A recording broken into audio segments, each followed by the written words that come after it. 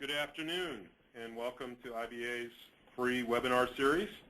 Today's topic is going to be mobile technology as a critical component of campus emergency plans. Today we have an agenda that will cover a number of different topics under this main heading. The keynote speaker for today will be Dave Farris with George Mason University, as he is the Director of Emergency Management and Fire Safety. If you have questions from the presentation, towards the end of the presentation, we will open it up and allow folks to ask questions through the dialog box, I believe, and the chat box.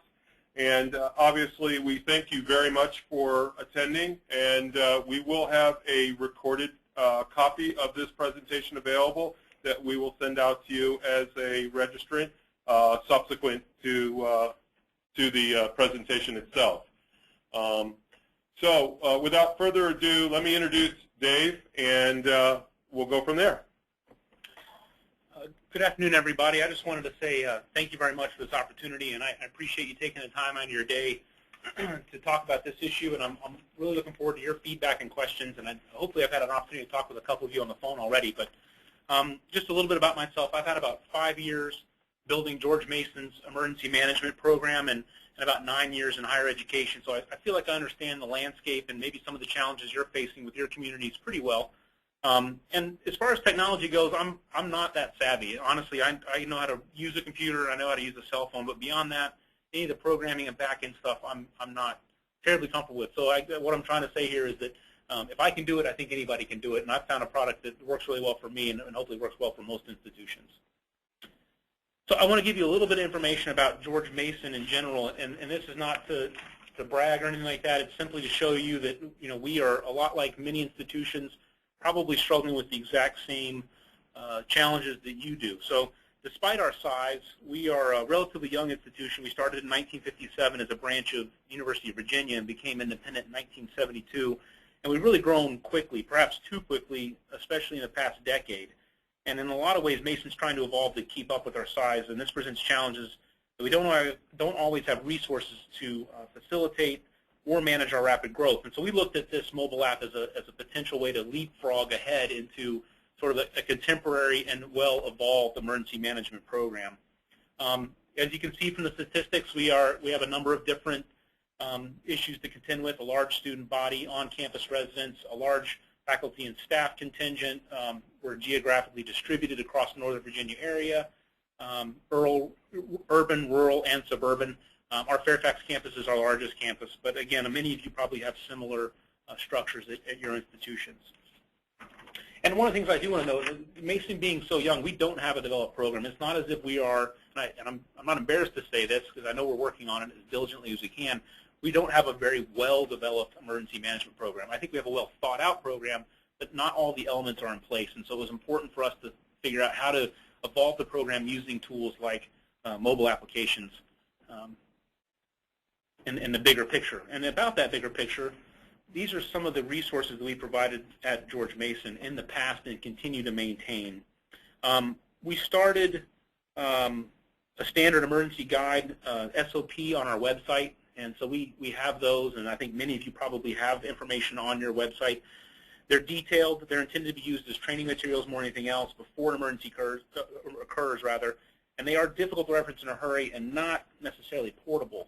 One of the more practical and popular resources we created is a flip book, and that's that top right, or the top-hand picture there, that we custom designed with the publisher. They're great references for faculty and staff when they're on their desk. The pros are they're pretty fancy. They have a lot of information. They're fillable. Everyone can use them. And they're good handouts at faculty and staff orientations, but they're expensive. That's the drawback, and subsequently only give them to faculty and staff. Students do receive a version of our flip book, but it's a much cheaper version that we call, quote-unquote, disposable, because students tend to come and go. The emergency posters have been also very successful. Those are at the bottom left-hand side, the green and gold. Again, we branded it to look Mason-like. And we do hold a series of events throughout the year to include our RA Safety Academy, which is essentially an event we hold for all returning and new RAs to discuss emergency procedures. And in that event, we provide them with some of the resources we make available to the rest of the community. And then we hold a life safety fair each fall as well to engage the community in becoming more aware about emergency preparedness and the resources available to them. And this year we will get to roll out our emergency preparedness app. We also use drills and exercises to make our community aware of the emergency procedures we currently have in place and our emergency plans. We participate in a statewide tornado drill every year, as well as an earthquake drill following the earthquake that occurred in Virginia 2 years ago. And then, of course, we do fire drills. And anytime we're engaging our community in fire drills, we make sure to make them aware of the various resources we have available to them and emergency procedures. So, as I mentioned earlier, some of the unique challenges to George Mason, very, very large population. Again, we have multiple campuses in the Northern Virginia area, and we need to have consistent procedures. When I inherited emergency management, we were in the process of developing specific procedures for each campus. We thought that was a poor way to go. I think it's going to cause confusion because we have a transient population and we have a lot of faculty and students that travel between campuses, and we just felt that it needed to be consistent. Like all of us, we struggle with high student turnover, not just traditional students that start freshman year and graduate senior year. That could be 4, 5, or 6 years. And then we also have an influx of transfer students, which is becoming more and more popular as community colleges are seen as a more practical way to complete your first 2 years. So we have a large transfer student population that comes in junior or senior year. We would love to be able to provide face-to-face training to all of our faculty, staff, and students, and we do that on an ad hoc basis right now. But to get face time with all these people would be just resource impossible, basically. So we need a way to reach out to folks and give them the information that they can consume easily without much guidance or instruction from our office. And as I mentioned, our current website is sufficient, I suppose, but it's undergoing an overhaul right now to make it more contemporary and user-friendly. They're not practical in emergencies. Our posters are great, but they're not necessarily in the right place at the right time. And the resources we currently have, with the exception of our flip book, which I think is a great resource, most of them cannot be carried around with you or referenced in a hurry. So why is mobile necessary? And these are some of the things that occurred to me when I first started exploring this and have subsequently found to be completely true. And hopefully this is the reason why you're also considering a mobile app. It's first and foremost, it's very practical and convenient. And I'll share some statistics with you in just a moment. It's contemporary and relevant. I think all of us struggle with this, is how do we make emergency preparedness quote-unquote sexy or relevant to the campus community? And I think mobile applications are what's hot right now. It's easy to update, which is something that we have struggled with consistently. You know, websites, how often do people pinging your websites? How often are people going back and referencing materials? And how often do they know when updates are conducted? That's another challenge we've had. So with this, it's very easy. They get an icon notifying them that the plans have been updated, which might draw them back to that plan to review what the content of that plan is. But more importantly, as guidance changes, telephone numbers change, websites change, we're able to do that on the fly, and it's very easy to do, as I'll explain later. This was actually a comment from our president when he saw our app, and he actually had no problems at all. I gave him a short 2-sentence handout on how to download the app, and he had it downloaded and had tweeted it out to the community within about a minute of me handing him this guidance. So he caught on very quickly, but one of the comments he said, he likes the app particularly because he feels that it empowers people with the information they need to feel secure and to respond to emergencies on campus. And as I mentioned earlier, it shows the progressive nature of our programs. Again, we are trying to make sure that we're staying on the forefront, particularly when you have a community that tends to demand that the institution stay on the forefront of technologies, or are often on the forefront themselves.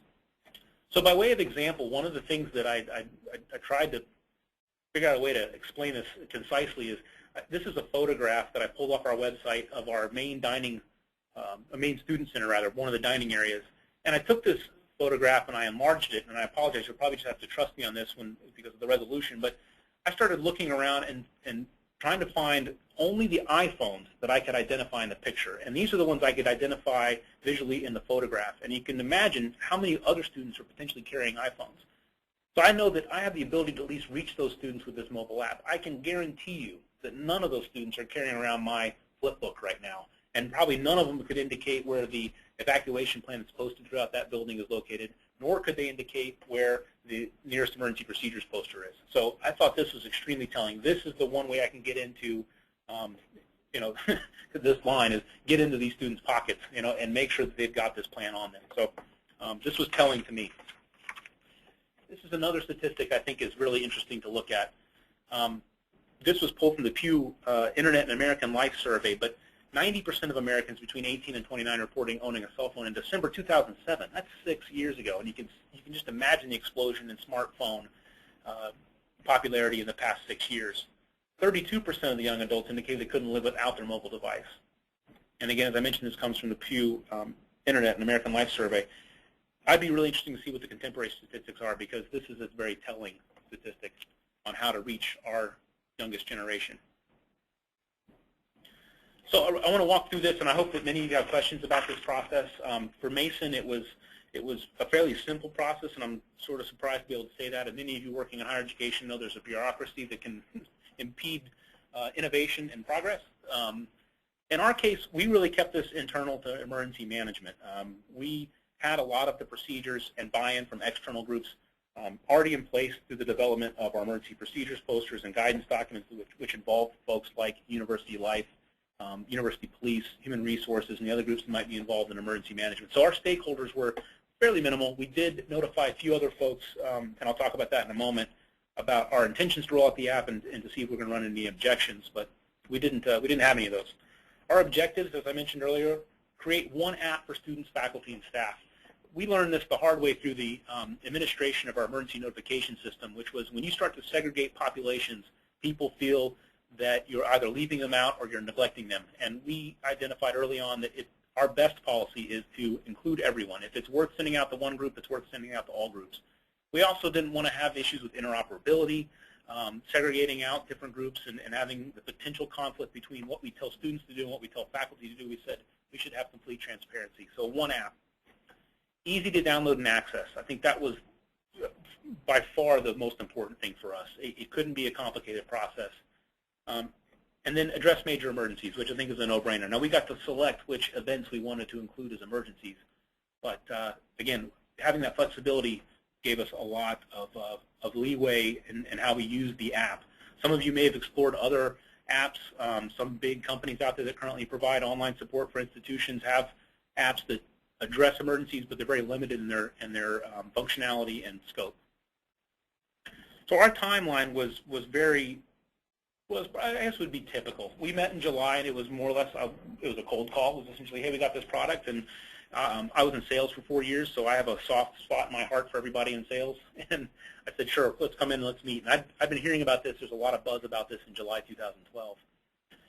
So over the course of from July to April, we went through a series of basically tests. We got access to the app. We got to play around with it. We had a couple meetings. Some of the neat things that we got to do early on was, during the initial meeting, I even said, well, does the app have a flashlight, for example? Well, no, that's a good idea. And by the next meeting, there was a flashlight in the app. And that's when I started thinking, you know, this company's really committed to making sure that I'm getting the product that I want. And so that helped us with our decision to go with IBA and in case of crisis. So April 13, we did the purchasing and beta testing. We started developing our language. We used that in the beta test environment and tested it out. We actually provided all the information to IBA, and IBA populated our first plan for us and then made the edits for us as well. So they provided that assistance, which made me feel really good, because honestly, I didn't have the time to do that initially, particularly not understanding I think it's a WYSIWYG, is what they're called online, the product that converts what you put on a portal into the app, which is very convenient and easy to use. And then we did 3 rounds of edits with IBA in case of crisis, and we had a soft rollout in June just to see how it would float with the community. So we'd send it out and tell a couple people about it, and we'd have them download it, and we'd sit with them and walk through it as a group. And then we had a hard rollout a couple weeks before the beginning of the school year in July and August. And that was when it was released to the campus. And I'll talk about the marketing stuff in a little bit. So our requirements for the app, as I mentioned, functionality. It was critical to us that the app look like our app. It can't just be anybody's app. It had to look like George Mason's app. So that was very critical to us. And if you've had the opportunity to download our app, you'll see that it's in green and gold, and we've embedded some GMU photographs in there. I think it looks great, personally. We needed something that was intuitive to use, both within and among events. And I think the structure that In Case of Crisis provides is very easy to navigate and visually appealing. And there are some tricks to making it more navigable, and I'll talk about that in a moment too. It was easy to reference. I mean, it's literally 2 clicks and you're into George Mason's plan, which I think is fantastic. And of course, it's portable, which is awesome. Short and concise guidance for all hazards. One of the things that we actually appreciated about this whole process of converting our existing guidance to the app was the need to make what we currently had written down more concise. So in the process of developing the app, we realized there's probably a more efficient way to share emergency procedures with our community than what we're currently doing. So it was a good editorial and philosophical process for us to go through as well. Regarding vendors and partners, we needed to find an affordable solution. And I don't know of any product that I've come across that is as affordable and provides as much return on investment as what In Case of Crisis provides. And I'm still kind of flabbergasted that it is the sticker price is what it is, and I think it's fantastic. So that was a big selling point for us. The customer support, as I mentioned, I think George Mason got in kind of early when we were developing the In Case of Crisis app, but that whole process I've never felt more supported, and that was another big selling point for us. And so the customer support has been exceptional. Upgrades and special requests. Chris and I just talked this morning about some upgrades and things that they're considering doing to the app, and I'm excited about it because I think what they're seeing is that there's a number of groups coming out with kind of niche apps that are doing just one thing, and I think In Case of Crisis is recognizing that the landscape's evolving and they are staying on top of or in front of that evolution, which is going to make our app even better in the long run. So we want to make sure no one's got any questions. If you do, if you want to put them in the chat box there, we'll try to get to those as we can, or we can save those questions for the end. So I'm going to keep going. So the administrative tools that we were, there we go. The administrative tools that we were interested in seeing in the application was the ability to update plans frequently, or on as frequently as needed, I should say. We didn't want to do something every single week necessarily, but we needed to be able to do it quickly, and I didn't want to have to work through another organization to do that. I wanted to have the ability to do this on my time frame. For example, we developed a specific plan for our executive council. In the process of conducting a full-scale exercise 3 weeks ago, we identified some things we needed to change in the app. So immediately following the exercise, I was able to go in and change positions, change phone numbers, change websites. It was very convenient being able to do that on my own time. And then option to differentiate plans according to audience. We're struggling with this as far as what is our philosophy behind how we target our specific groups, but we wanted the ability to do so. So one of the things I think Mount Ida College is looking at doing, is a study abroad plan, which I think is a fantastic idea, and it's something we're going to consider doing too. So I think they're doing a webinar. Yep, later this month they will have a webinar specifically highlighting their use of this solution to support study abroad programs to the different destinations that they're supporting from an institutional perspective. Right, which I think is a fantastic use of this. And not to mention those faculty then have that on them when they travel abroad. Hopefully they have their phone with them too, which is another issue. You can't always reach faculty when they're traveling abroad. So just a few features about George Mason's app, and then we can, and Chris, if you want to jump in and talk, I know we're going to talk a little more about some of the general features, but some of the things that we did specifically for our app or asked to have included in our app was the flashlight and siren. We said, wouldn't it be neat if you had that flashlight? Because I use that all the time. The flashlight included as part of the app, a siren, so there's a small siren there. You can click that, and that sort of sets off a warning, which I think is a great feature. One of the things we wanted to have is the contacts page. So we have a standard list of contacts for emergencies or resources on campus, like counseling and psychological services, for example. You can navigate to a page that has those contacts on there to include their cell phone, or their phone numbers rather, and their websites directly from the app and from each event. One of the tricks that we put together was an active table of contents at the top of each event. So if you look on the far left-hand side, each one of those little icons is an event. So the second one down on the left-hand side is bomb threat. If you go inside that, you're able to navigate within that particular event to see the various procedures you might need to follow. So the bomb threat checklist, for example, the bomb threat response procedures. And what that prevents you from doing is having to scroll through all the information on that page. You're actually able to navigate directly to where you need to be. So as I mentioned, you can call, email, and navigate to external pages directly from the app. One of the other things that we did that we really liked was we embedded weather sites for each campus. So in the weather, severe weather, which is not on that page you can see, but it's farther down below. And if you scroll down, there's 3 more icons beneath what you can see there beneath regional campuses, medical emergency and missing person. We actually we linked back to the National Weather Service website for each campus. So if you're the Fairfax campus, you click Fairfax, and it pulls you up with that day's weather report and weather forecast, which I think is fantastic. In the medical emergency app, we actually embedded the locations of the local hospitals. So if you're at the Fairfax campus and you don't know where the local hospital is, you can call the hospital, or you can pull up the map directly from the app, which is great. And in the severe weather, we also included regional power outage maps, for example. So if you're living in Fairfax and you want to navigate outside and you have a data plan and your power's out, you can still use your mobile phone to get to that website in a hurry. So this is the trick. We found that if you build it, they don't necessarily come because, again, people need to know the app is there and it's a resource for them. So one of the things we did first was create banners, and the example on the right is a banner that we used. We created them in those flags that you can post outside of buildings. We have a couple of those outside of our student centers. We put together, and there's a picture of this on the next page. This is, I think, the best idea. My assistant director came up with this idea, but we basically took that logo that you see at the top of the banner there on the right-hand side and put that on the back of a T-shirt. And we handed out 500 T-shirts to our RAs, our emergency operations group, some senior administrators, and everybody in the environmental health and safety office. And so it's great to walk across campus with 33,000 students and see these walking billboards. And apparently, neon colors are back, so they stand out in a crowd. I mean, we have hot pink, neon green. They're brilliant, and I think it's really effective. The thing I noticed central to the image is a QR code. Yes, thank you. And that has been a critical component of all of our marketing materials. We've included that in on the banners, on the T-shirts, on the posters. The QR code, as I mentioned, is critical. And then in our communications plan, most importantly, we've included that QR code in instructions we sent to every single mail stop on campus. And what we did is we did a push. We did a combination of information about the app and included a couple posters for people to post around their work area. We are working with the provost to put it in syllabi, and we're looking at doing this probably in January. We were still in negotiations of what that language needs to look like in the syllabus, and you can imagine there's a little bit of pushback there. HR Newsletter and University News picked up a short blurb on the app and included it there.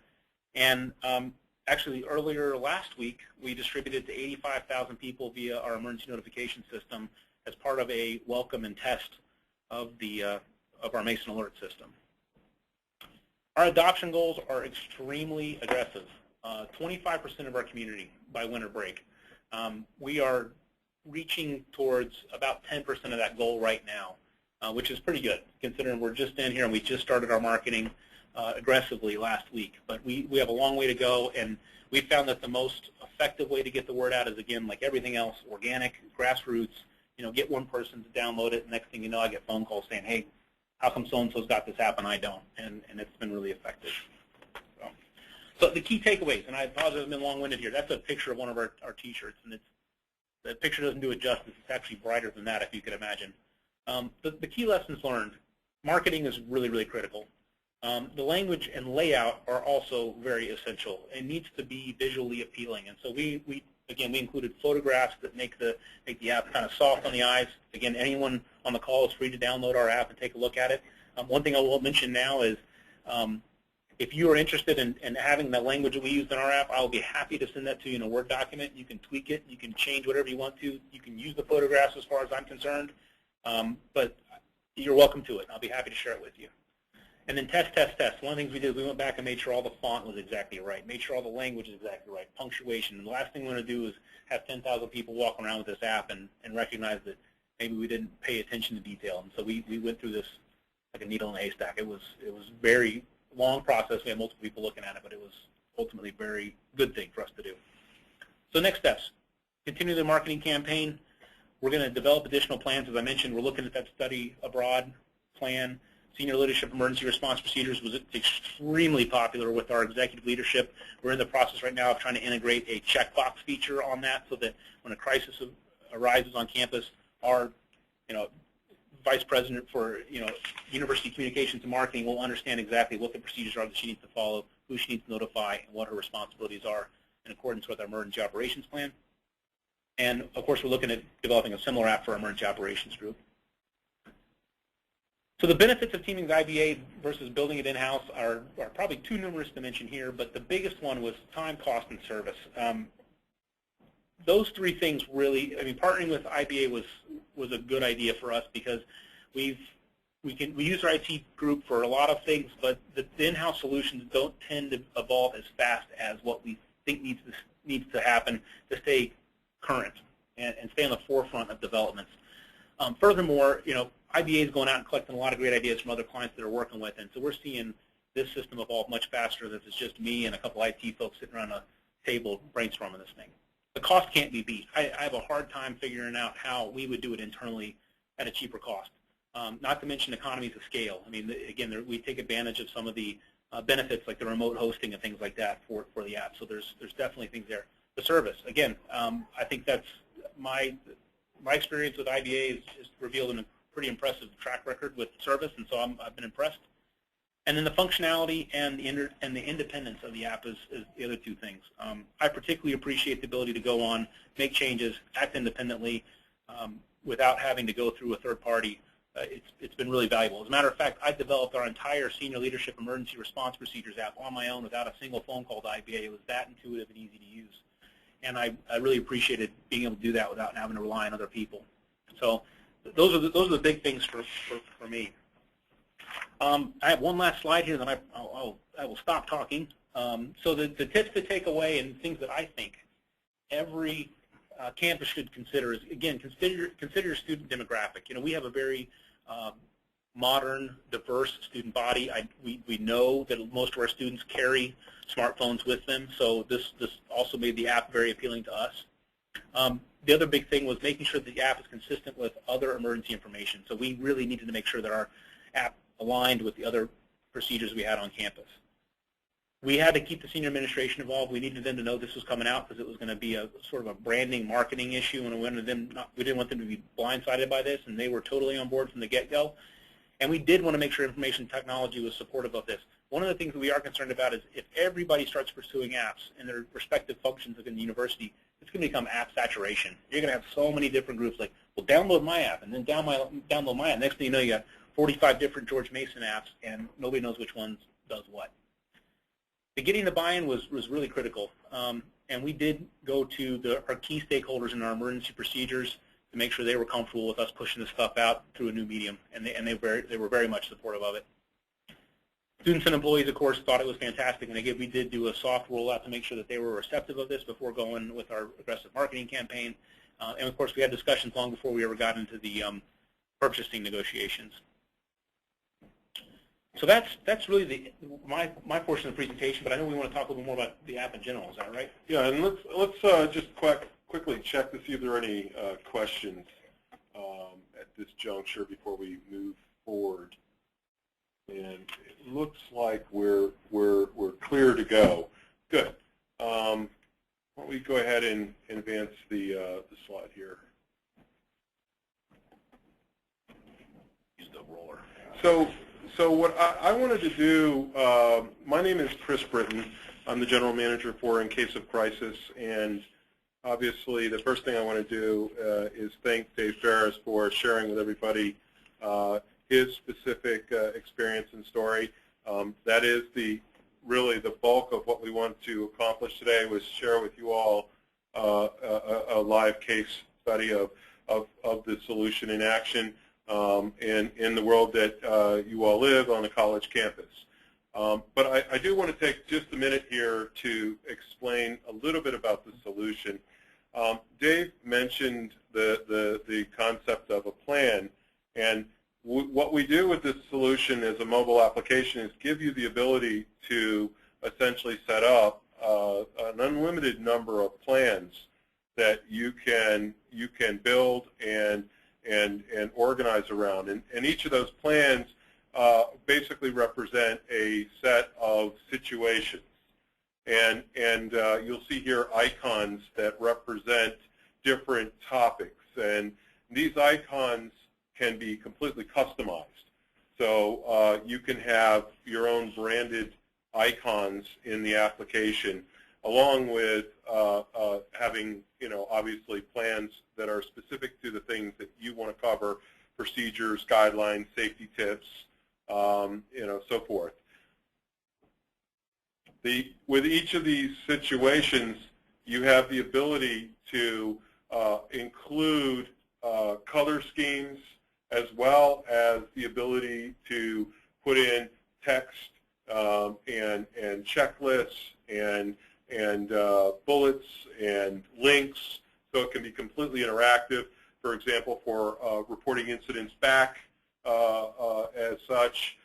You have the ability to additionally include graphics. So you can include things that reveal procedures in a way that doesn't require somebody to read a long narrative, but rather to quickly assess and take instruction. The example on the right is an evacuation procedure guide for handicap. So one of the nice things about this solution is you can do it in any language. So if you have a population that includes people that speak other than English, you can include other language versions of plans. You can also support handicap, as you see here. You can support complicated topics through pictures and graphics. We also have the ability for you to include diagrams and building evacuation procedures and egress steps. And that can be in the form of pictures and diagrams as well as instruction. One of the things that we provide in this solution that is also helpful is to supplement your traditional alert process. We provide a push notification solution that is built into the offering that actually works through the Apple and Google switching centers and does not traverse the actual carrier service. So it's a nice supplement to the traditional alert text type services. And if you go to open one of those alerts, it brings you right into the plan. So it's a nice way to communicate with your audiences. Another thing we do with this solution, as Dave mentioned, we provide the ability to do beacons, alerts, things like that. We're going to give you a quick tour now of some of the major screens in the product. So you'll see here, Dave was referring earlier to how he's been able to create a look and feel for GMU, which matches their look and feel. And on here you'll see icons representing the different situations like we referred to. This is his emergency preparedness plan for the campus. You'll see that under that you have right now showing 9 icons. You actually can scroll down and see upwards. You have the ability to set up 18 of these situations in each individual plan. If we were to click on one of these icons, up would come a detailed page, which can be, like we said earlier, steps, checklists, bullets, narrative, whatever you want it to be, images. You also have the ability to have context-based contacts. And so if you have a set of different campuses, for example, you could have the lookup contact list be unique to that location for first responders and other folks that need to be involved. One of the features that we're going to be adding for the January timeframe is a solution that will allow for you to report incidents similar to the blue light feature that you see on campuses today. So in addition to some of the things we already do with phone calls and such, we're going to actually allow you to have the ability to do incident response and reporting with GPS location and the ability to track for Clery Act purposes all of this inbound incident reporting. We mentioned before evacuation procedures as an example. This is a good example of a building evac diagram. It's showing not only how to get out of the building, but the actual reunification site. And you have the ability to pull that up. And then, of course, this is an example of the notification. Let's pull up here and see if there's any questions.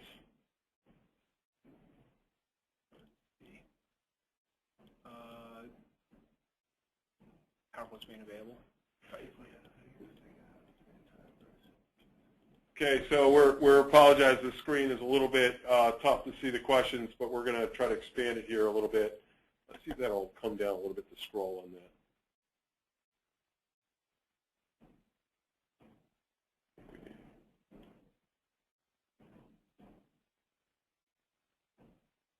Maybe it'll go wide this way. Yeah. There we go.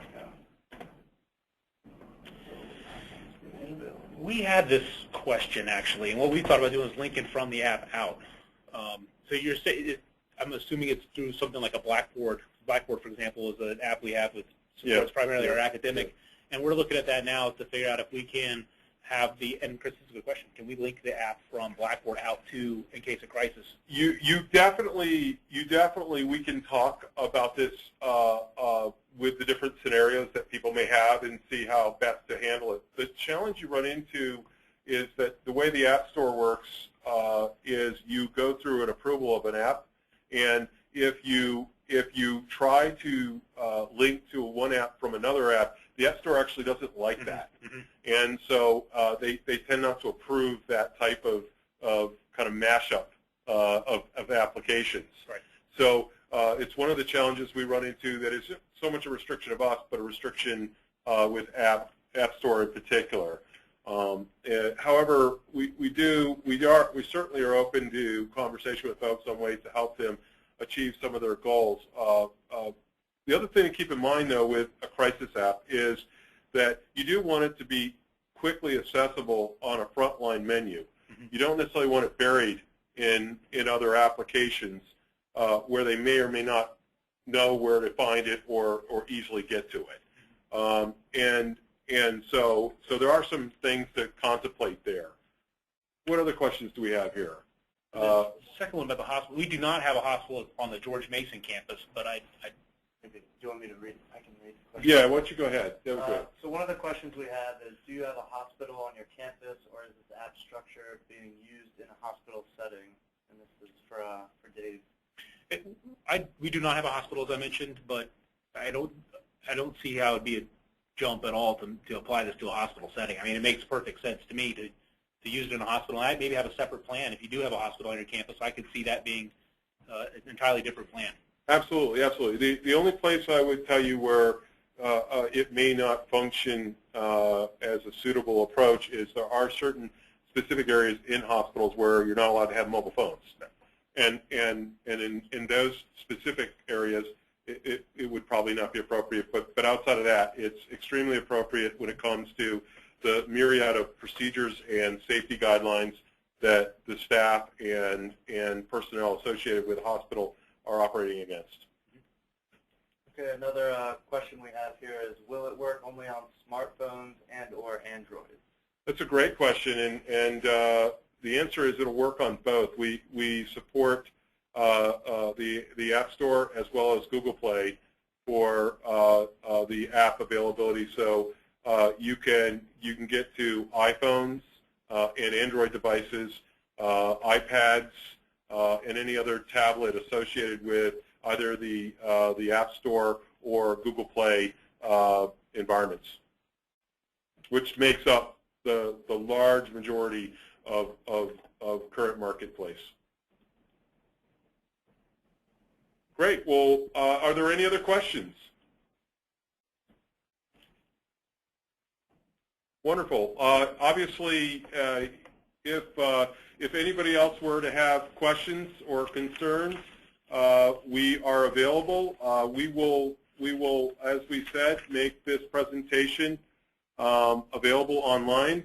We're going to just quickly move to the screen here so you can see how to get a hold of Dave Farris. Again, thanks, Dave. As well as we certainly will make our contact information available if you have any questions about how the solution works in the context of your campus and your needs. Thank you, everybody, and we hope that you will join us for future webinars. And then just want to reiterate that I'm happy to share all the resources that we put together for our app. And in that same vein, anything that you see on George Mason's website or hear about us or want information, I'm happy to share any and all information about our emergency preparedness programs with you. By email, that phone number is, in fact, my real cell phone number, so please call me anytime. I'll be happy to discuss both this and other emergency planning procedures at Mason with you anytime. Thank you. Thank you.